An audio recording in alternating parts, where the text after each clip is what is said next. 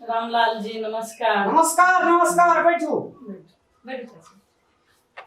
हमारे लिए अपने अहाँ के निजुक सुनलो हम बहुत बढ़िया प्रचार बनेबा किए मुखिया पद से चुनाव ले। अच्छा, अपने मुखिया पद से छियै? जी।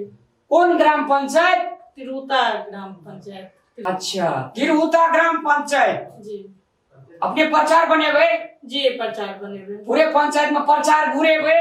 जी, घुरेबे। देखियो, मुखिया पद के लेल खड़ा छी अपने।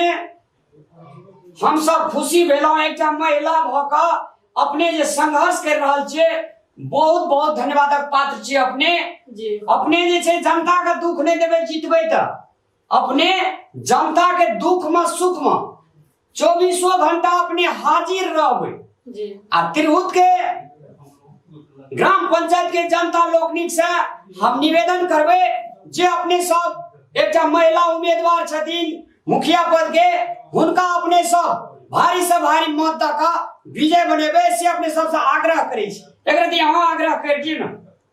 जी हाँ, जनता जनार्दन अहाँ सबसे हम विनती करे छी कि एहि बेर अदली देवी जे मुखिया पद के प्रत्याशी छे, अहाँ सब अपन वोट रूपी आशीर्वाद जरूर दिए। चाची, इनकर परिचय देथिन के छिए?